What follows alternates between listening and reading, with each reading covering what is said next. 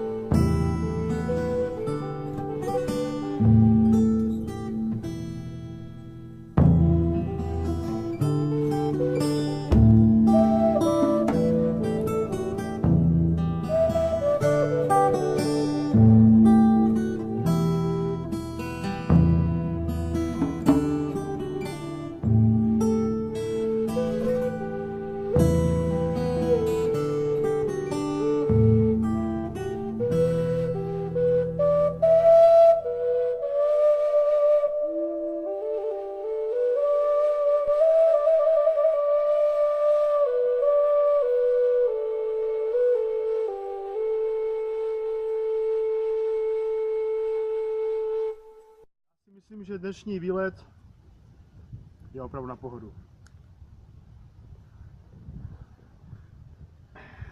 Paráda!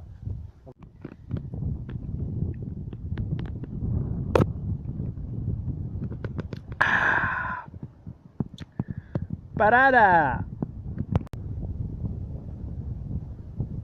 Nejlepší je asi, když si člověk nějak rozloží ten život, že třeba dělá od pondělka do pátku ranní směnu a víkend prostě někde jenom touruje a čistí si hlavu v přírodě. Já to sice dělám každý den, ale jednou budu muset taky pořádně.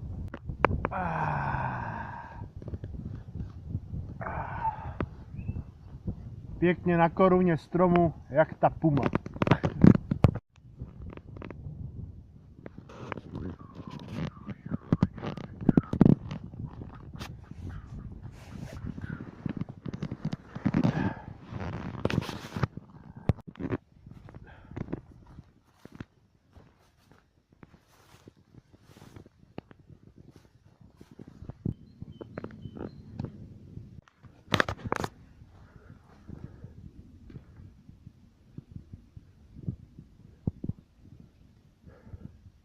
Malinku.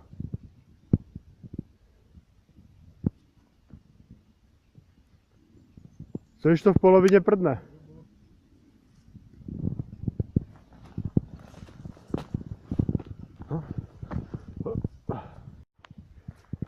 Že teďka to musím dát i já, když to dá vyjde. Začíná se to kejvat. No to nedělej.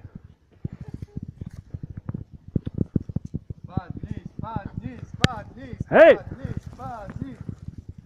Spadni ty mrtko. Spadni ty mrtko. Jsi normální. Spadni, koupa. Hej! Píčo se na to! Ty hajzle! To jsi neměl! Zabiju tě, ty hajzle! Kopnu tě do prdele! Tímhle 18. díl končí, Kobo se s váma loučí, mějte se krásně a čau.